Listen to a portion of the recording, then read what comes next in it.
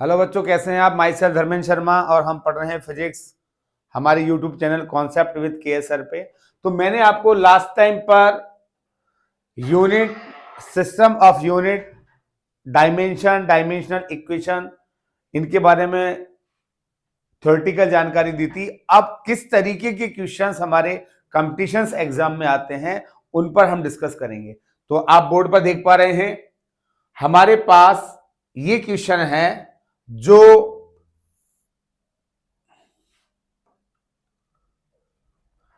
30 जनवरी 2023, मैंने आपको बताया था आईआईटी के पेपर शिफ्ट में होते हैं, 4-5 दिन तक चलते हैं। तो ये पेपर आपका 30 जनवरी 2023 को क्वेश्चन आया था जो डायमेंशन पर बेस्ड है। ठीक है, तो इसको हम सॉल्व करेंगे किस तरीके से।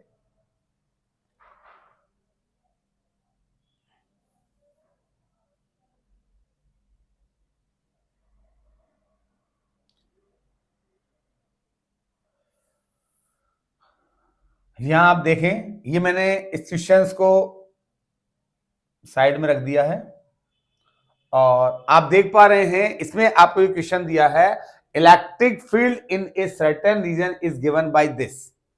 तो हमें वहां कोई वो नहीं है, हम सीधा फोकस करेंगे इलेक्ट्रिक फील्ड पर। What is electric field, first one. ठीक है, और यहां पर सेकंड जो टर्म दी हुई है वो है एक्स स्क्वायर और वाई क्यूब, और फाइंड द डायमेंशन या unit of A and B. तो सबसे पहली चीज है, मैंने आपको जो होमोजेनिटी प्रिंसिपल पढ़ाया था उसमें था कि सेम फिजिकल क्वांटिटी ऐड होती है और सेम फिजिकल क्वांटिटी सब्ट्रैक्ट होती है और रिजल्ट भी उसी क्वांटिटी का आता है। जैसे ये इलेक्ट्रिक फील्ड है तो ये फर्स्ट टर्म भी इलेक्ट्रिक फील्ड होनी चाहिए और सेकंड टर्म भी इलेक्ट्रिक फील्ड होनी चाहिए। अब यहां आपके साथ चूंकि हमने डायमेंशन इक्वेशन पर कम चर्चा की थी, तो यहां सबसे पहले मैं आपको बता रहा हूं इलेक्ट्रिक फील्ड। इलेक्ट्रिक फील्ड जो आपका 12th का एक टॉपिक है, लेकिन यहां इतनी डायमेंशन पूछी है तो हम इस इलेक्ट्रिक फील्ड आपका ई से डिनोट होता है और इसकी वैल्यू होती है force upon coulomb, sorry force upon charge, और जो यूनिट बनेगी वो बनेगी न्यूटन पर कूलाम। ठीक है, तो आप यहां देख पा रहे हैं कि हमारे पास न्यूटन मीटर कूलाम की फॉर्म में हमारे ऑप्शंस दिए हुए हैं। तो न्यूटन मीटर की फॉर्म में दिए हैं, तो अब हम कहेंगे according to homogeneity, homogeneity principle मैंने आपको बताया था,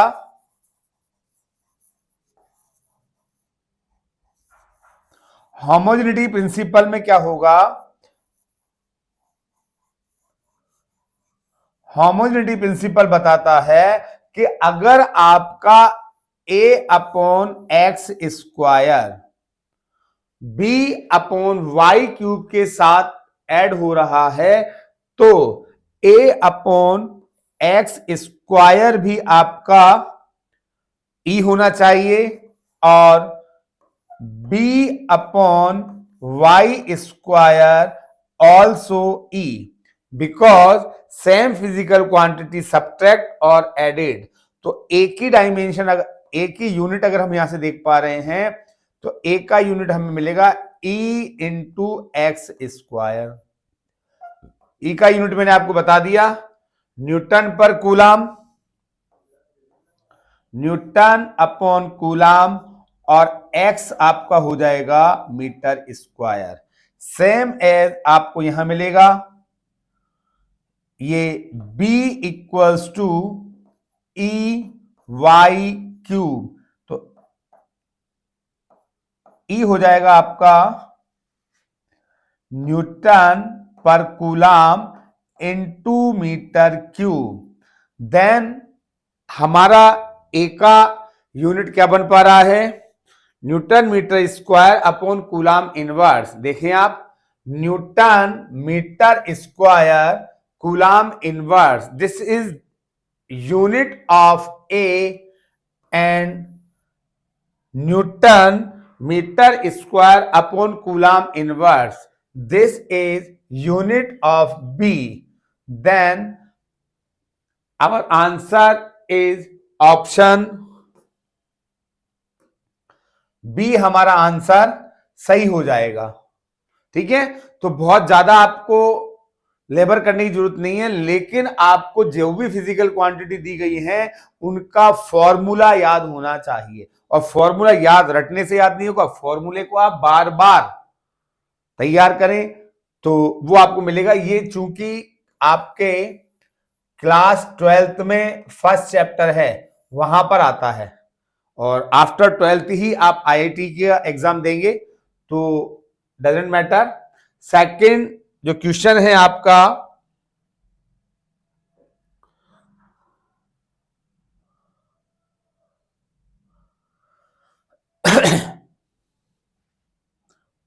सेकंड क्वेश्चन आप यहां देख लें।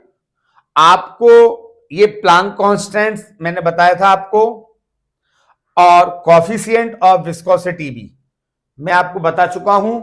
तो प्लांक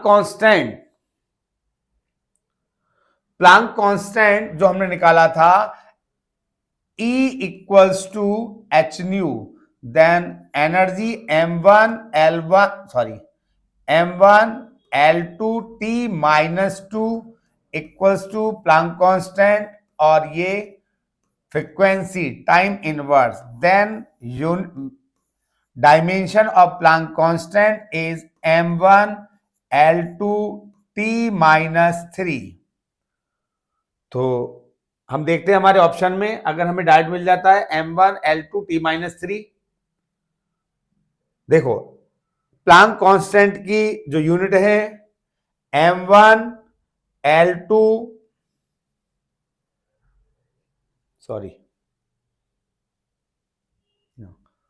ये टाइम अपना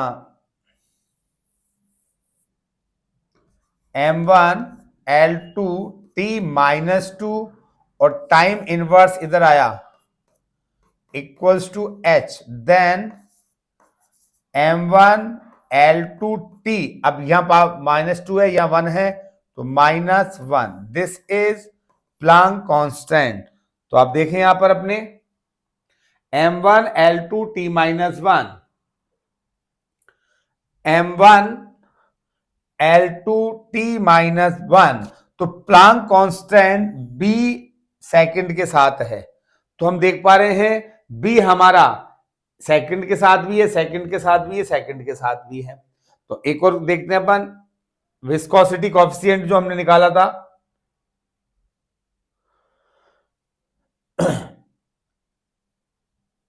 विस्कोसिटी कॉएफिशिएंट मैंने आपको बताया था F इक्वल्स टू 6 पाई नीटा आर वी। तो नीटा की वैल्यू हमारे पास निकल जाती है, यहां अपने पास force upon R into V, m1 L1 T minus 2 L1 into L1 T minus 1, ये कैंसिल हो जाता है, m1 L माइनस 1 और T भी minus 1, m1 L minus 1 T minus 1। तो देख पा रहे हैं अपन viscosity coefficient m1 L minus 1 और T माइनस 1, ये हमारे पास इसका ऑप्शन यहां जा रहा है। तो अपन देखें कि B का सेकंड और D का फर्स्ट, B का सेकंड और D का फर्स्ट ये कहीं पर भी मैच नहीं कर रहा, तो हमारा आंसर हो जाएगा C। ये गलत है,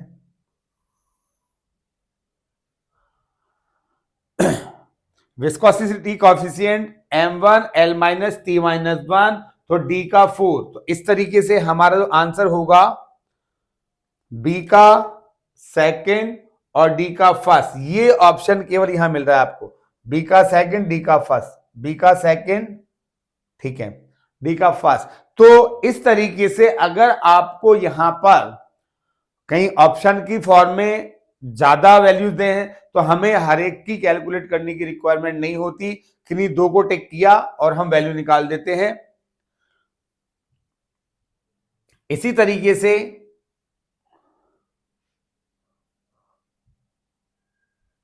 हमारा अगला क्वेश्चन आता है,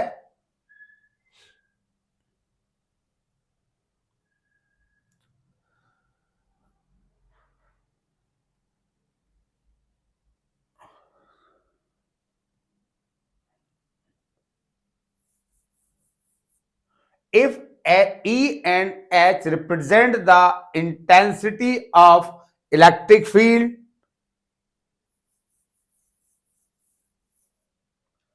if E and H represent the intensity of electric field and magnetizing field represent, then the unit of E and H। तो मैंने आपको बताया था कि हमारे पास इलेक्ट्रिक फील्ड इंटेंसिटी, चूंकि आपका 12th का टॉपिक है, दोनों इलेक्ट्रिक फील्ड और मैग्नेटाइजिंग फील्ड, ये दोनों आपके 12th के टॉपिक है, 12th की यूनिट है। लेकिन यहां इसको हम किस तरीके से देखेंगे, हमें कैलकुलेट करना है E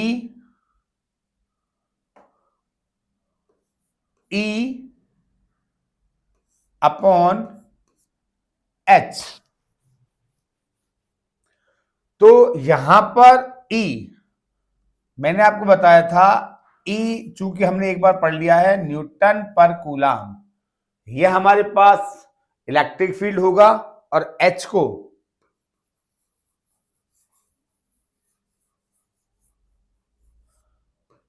मैग्नेटाइजिंग फील्ड। ये थोड़ा सा अलग है, इसको थोड़ा सा पर यहां पहले समझते हैं। जो मैग्नेटाइजिंग फील्ड है आपका, ये हमारा एक मैग्नेटिक फील्ड होता है बी, मैग्नेटिक फील्ड बी, और ये परमेबिलिटी कहलाती है, और एच। तो यहां पर अगर हम बी अपॉन म्यू नॉट लेते हैं तो ये हमारे पास आ जाता है एच के इक्वल। तो एक ऑप्शन तो हमारे पास ये होता है कि हमें बी और म्यू नॉट की यूनिट पता होना चाहिए, पहली चीज। इसी तरीके से एक और फॉर्मूला होता है B dot D L equals to mu naught I. ये एम्पियर्स लॉ है, आगे 12th में आप पढ़ेंगे। तो अभी तो केवल आपको ध्यान रखना है। अब मैंने आपको क्या बताया, B upon mu naught, B upon mu naught D L equals to I. तो यहां अगर हम देखें फॉर्मूले में, तो this is H, this is D L और दिस इज आई।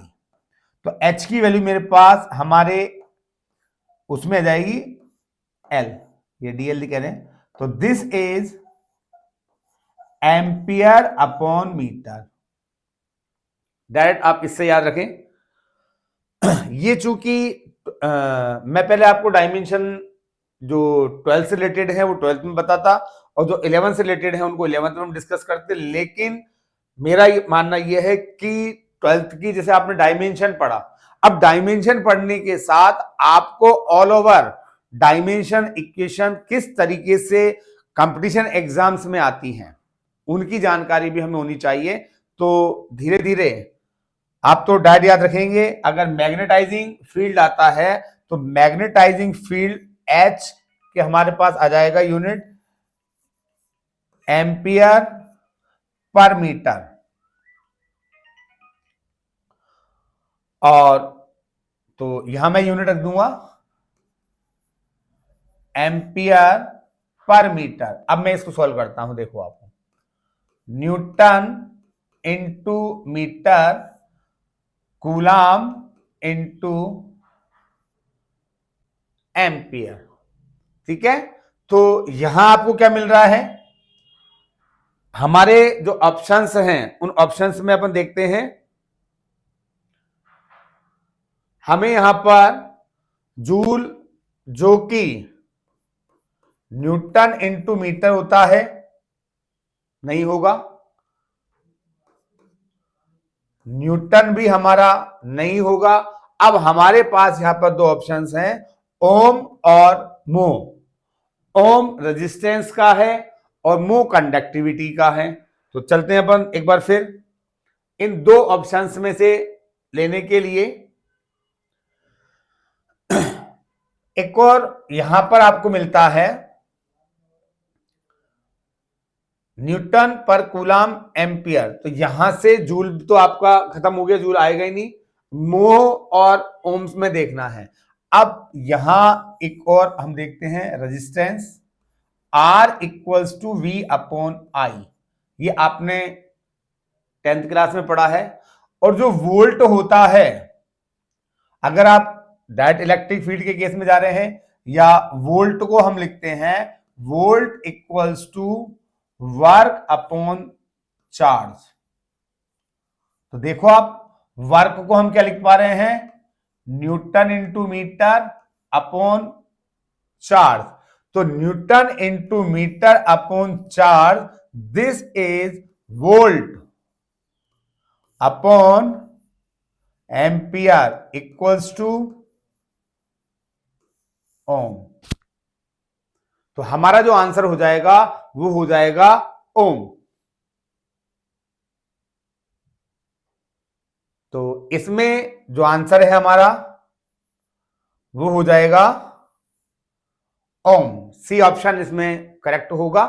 तो आप इनसे परेशान ना हो कि इलेक्ट्रिक फील्ड है, मैग्नेटाइजिंग फील्ड है, ये जितनी भी फिजिकल क्वांटिटी हैं, आप जब इन कंपटीशंस की क्वेश्चंस को करेंगे तो वहां पर ही आपको आराम से मिल जाएगी। देखो अब वापस जी, एडवांस में है, 2021 का क्वेश्चन है ये।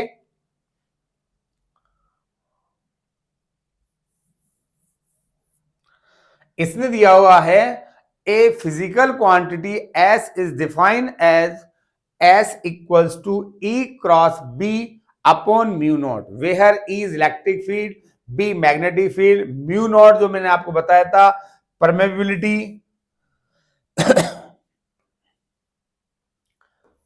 permeability of free space, the dimension of S are the same as the dimension of which of the following quantity।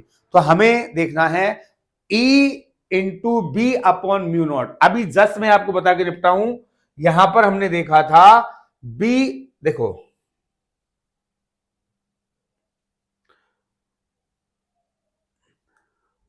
यहां हम देखते हैं, हमें चाहिए S equals to E cross B upon mu not.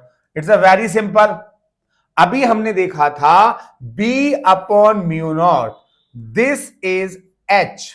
तो देखो वहां, अभी इससे पहले वाले क्वेश्चन में हमने क्या किया था, इससे पहले वाले क्वेश्चंस में हमें ई अपॉन एच निकालना था, ई अपॉन एच। तो ई upon H ampere per metre. अब यहां पर ई इंटू एच निकालना है, ई इंटू एच, ई और ये एच। तो ई का तो हमारा न्यूटन पर कूलाम और एच था हमारा ampere per metre.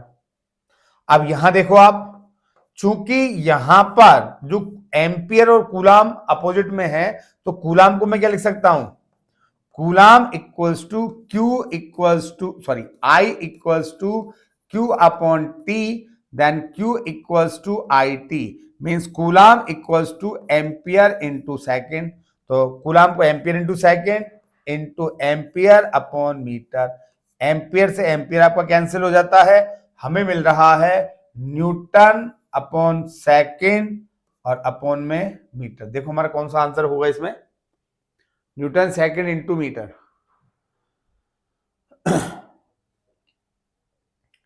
Energy, electric field है वहां पर, तो energy charge into current, force length into time, मिल गया। Force force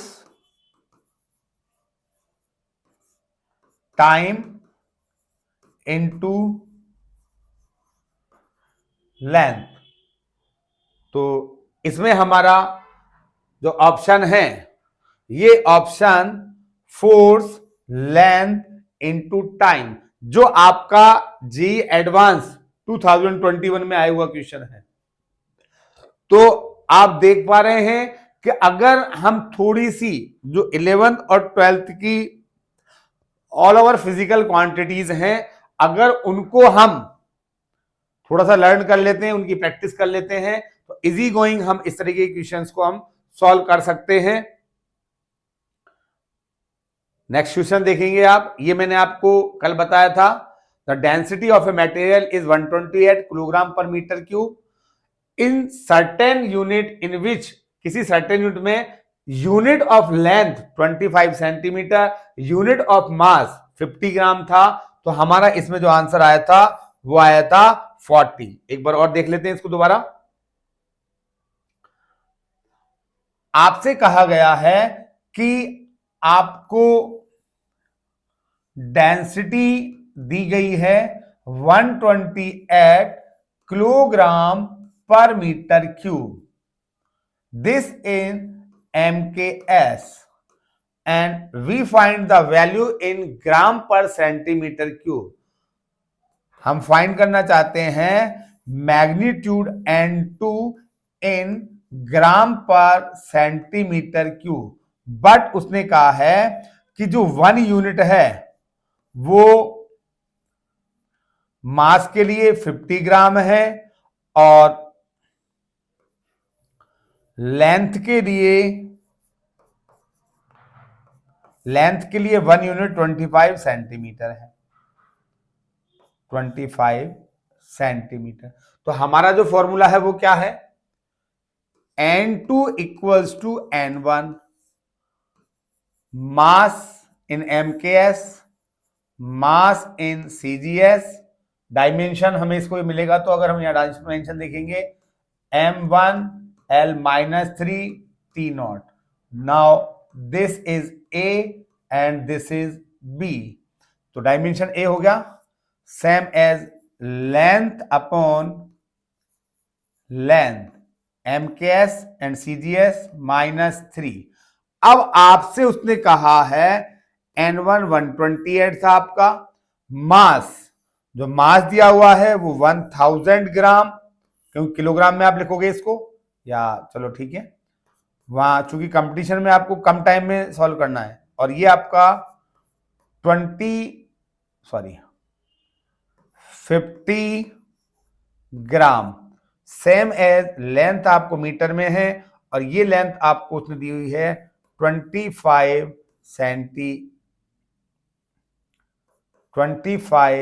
centimetre power 1 minus 3। 128 1000 upon 50, both are in gram, now cancel, and same as this is 100 centimeter और 25 centimetre minus 3। तो ये आपको मिलेगा 128 इंटू ग्राम कैंसिल, ये cancel 20 times, और ये आपको मिलेगा 25 से 100 4 times, but it's power is 4 की पावर माइनस 3। तो मैं इस पावर को इधर ले जाता हूं, 128 इंटू 20 अपॉन 4 की पावर 3।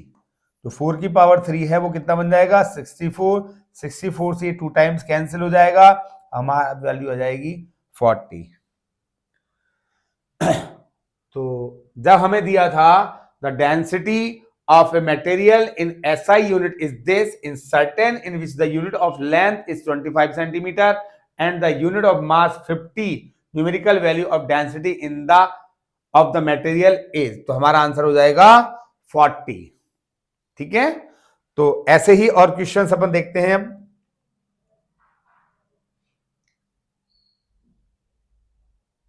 हीट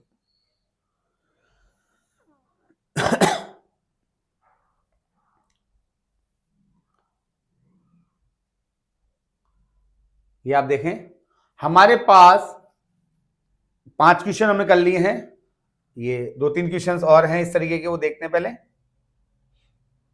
तो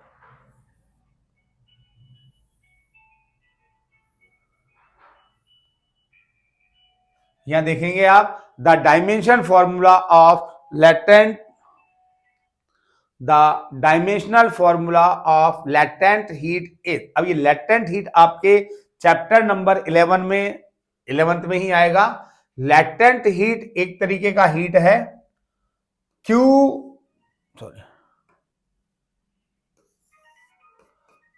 इक्वल्स टू ml।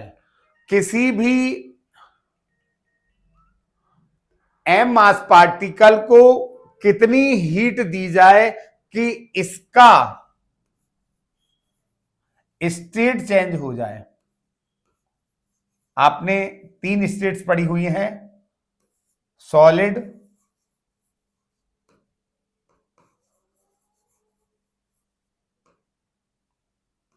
लिक्विड और थर्ड वन गैस। तो किसी भी ऑब्जेक्ट की, मटेरियल की स्टेट को चेंज करने के लिए required heat is called latent heat. तो यहां पर ये अभी लेटेस्ट आया 2024 में क्वेश्चन। तो लेटेंट हीट अगर आप देख पा रहे हैं तो latent heat L equals to Q upon M। Q जो आपका है वो हम कहते हैं हीट है, और हीट हमारी फिजिकल क्वांटिटी की फॉर्म में एनर्जी है। तो एनर्जी का formula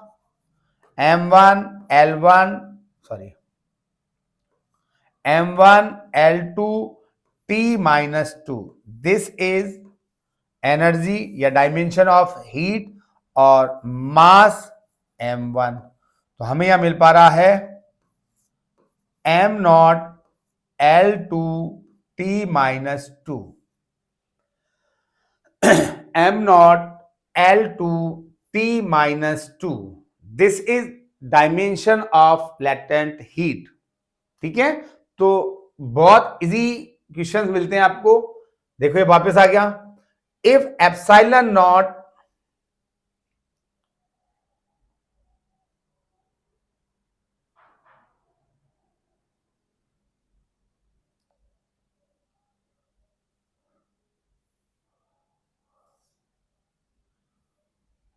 if epsilon not is the permittivity.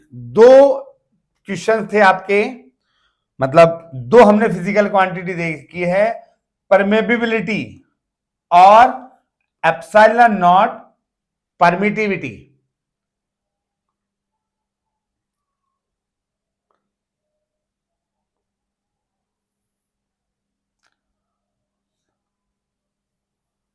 देखो, epsilon not is permittivity, E electric field, then epsilon not E square has the dimension. तो यहां पर बोर्ड एग्जाम में भी इसकी पर्टिकुलर जो परमिटिविटी है इसकी डायमेंशन भी पूछ सकते हैं। तो हमें चाहिए एप्सिलॉन नॉट E स्क्वायर। तो हमारे पास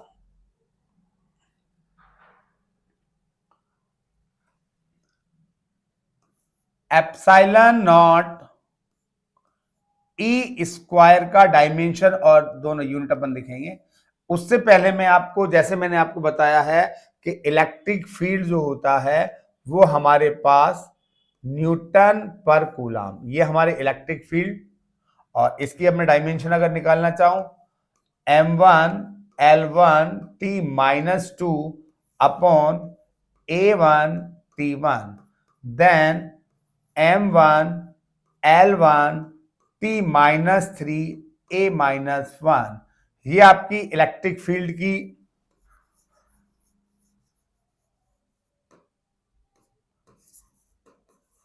डायमेंशन आ जाती है। अब बात आती है एप्सिलॉन नॉट की। तो जो एप्सिलॉन नॉट होता है ये एक फॉर्मूला होता है 1/4 pi epsilon naught Q1 Q2 upon R square. ये परमिटिविटी और ये पूरा डाइलेक्ट्रिक कांस्टेंट होता है। ये फॉर्मूला आपका वही है जिस तरीके से आप फोर्स लेते हैं, F equals to G M1 M2 upon R square. तो यहां से मुझे एप्सिलॉन नॉट चाहिए। एप्सिलॉन नॉट आप डायरेक्ट अगर लेते हैं और जहां आपको इलेक्ट्रिक फील्ड भी दिया हुआ है एफ आर स्क्वायर, तो आप डायरेक्ट भी यहां से करेंगे ताकि एक एफ आपका कैंसिल हो जाएगा। यहां से भी कर सकते हैं या डायरेक्ट अपन यहां पर वैल्यू पुट करें। A1 T1 चार्ज की डायमेंशन स्क्वायर अपॉन फोर्स की M1 L1 T-2 और R की मिल जाएगी आपको L2। तो हमें मिल रही है M-1 L-3 T, ये भी ऊपर जाएगा, T की पावर 4 और A की पावर 2। ये हमारे पास एप्सिलॉन नॉट की डायमेंशन आ जाती है। और वो हमसे क्या पूछना चाह रहा है, वो हमसे पूछ रहा है डायमेंशन ही पूछ रहा है, ठीक है।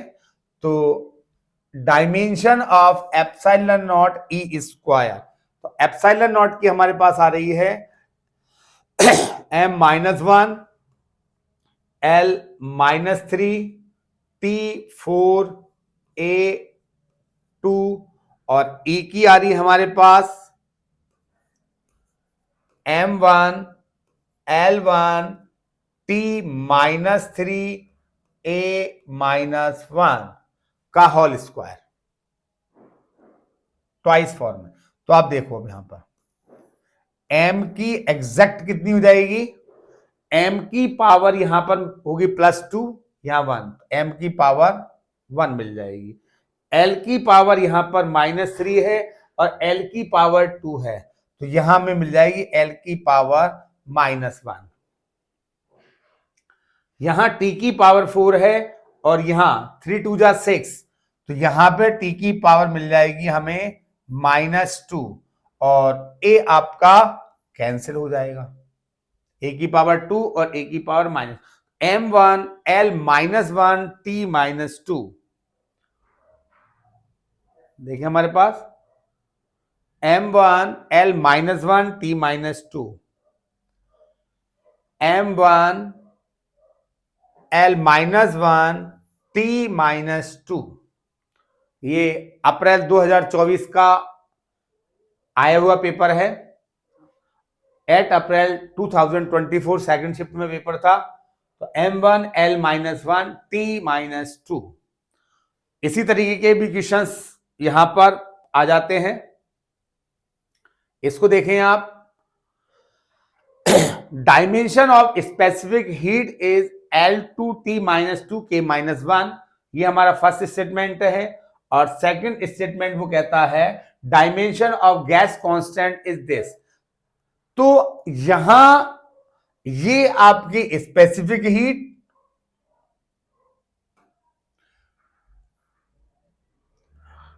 ये आपका स्पेसिफिक हीट और ये गैस कांस्टेंट। तो आप देख पा रहे हैं दोनों में कोई कॉम्बिनेशन नहीं है। Statement first is incorrect but second is correct, second one ठीक है। Both statement are correct, statement but this both statement second are correct. तो अब हमें क्या निकालना है, स्पेसिफिक हीट और गैस कांस्टेंट। अगर इन दोनों का डायमेंशन अगर सेम आता है तो इनमें से हम कह सकते हैं। तो फर्स्ट वन हमारा वो पॉइंट है स्पेसिफिक हीट और gas constant.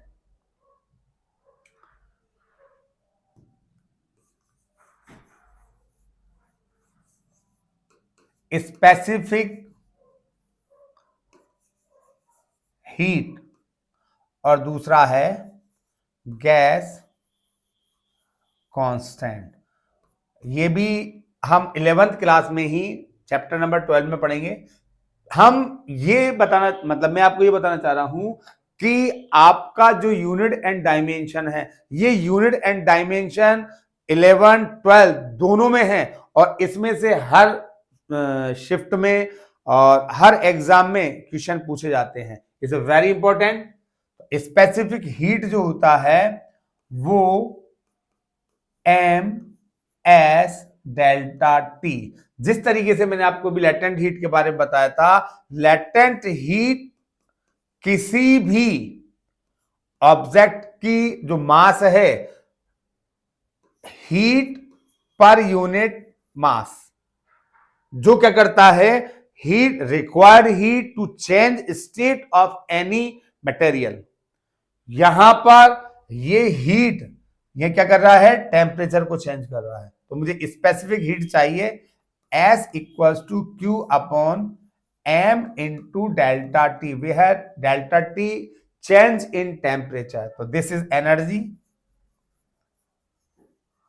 This is mass and this is temperature. तो देखो आप, M1 L2 T minus 2 upon mass M1, और टेम्परेचर को हम लिखेंगे यहां पर केल्विन। ठीक है, तो हमारा डायमेंशन जो बनता है M0 L2 T minus 2 K minus 1, this is dimensional equation of specific heat same as P V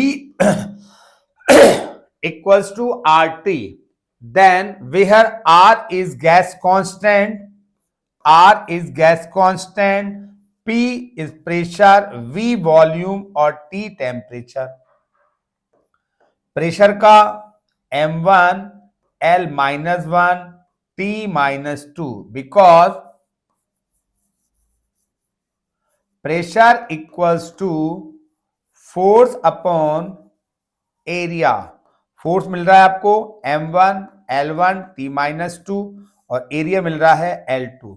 तो प्रेशर की डायमेंशन बनती है M1 L minus 1 T minus 2, volume का L क्यूब, और टेम्परेचर का kelvin. Therefore, the dimension of gas constant is M1 L2 T minus 2 K minus 1। ठीक है, तो हमारे पास देखो 2 माइनस 2 1, और यहां पर गैस कांस्टेंट में 1 है, वहां पर 0 है। तो अब अपन देखते हैं क्वेश्चन नंबर 9। देखो दोनों, अब देखो ये आ गया ना, डायमेंशन ऑफ गैस कांस्टेंट, यहां इसने दे रखा है M1 L2 T minus 1 K minus 1, जबकि अभी हमने जो गैस कांस्टेंट निकाला है वो है M1 L2 T minus 2 K minus 1। तो यहां से हमें हमारा आंसर मिल रहा है, statement first is correct but second is incorrect. Specific heat का dimension M0 L2 T minus 2 K minus 1 मिल रहा है, और गैस कांस्टेंट का यहां T की पावर माइनस 1 दिया हुआ है, जबकि T की पावर माइनस 2 होता है। तो इस तरीके से हमारा जो आंसर हो जाएगा, statement first is correct and second is incorrect. इसी तरीके क्वेश्चन नंबर 9 देखें आप, यहां पर यहां भी आपको 4 डायमेंशन दी हुई है। तो क्वेश्चन नंबर 9 पर अपन डिस्कस करते हैं टॉर्क। टॉर्क होता है फोर्स इनटू डिस्टेंस। फोर्स का M1 L1 T minus 2 into distance का L1, तो हमें मिल रहा है M1 L2 T माइनस 2। मतलब हमारा टॉर्क का M1 L2 T माइनस 2, जो टॉर्क है फर्स्ट का A का 4। अब A का 4 हमें यहां दो में मिल रहा है, B और D में, तो हम इन दो पर ही फोकस करेंगे। तो मैग्नेटिक फील्ड ज्यादा बेटर है। मैंने आपको बताया था अभी, मैग्नेटिक फील्ड के लिए अपन एक फॉर्मूला होता है, उससे भी ध्यान दो। मैग्नेटिक फील्ड के लिए हम चलते हैं F इक्वल्स टू एक फॉर्मूला QVB। एक फोर्स का फॉर्मूला होता है when a charge particle move in magnetic field with v velocity then force will be this. तो हमें अभी केवल B निकालना है। B equals to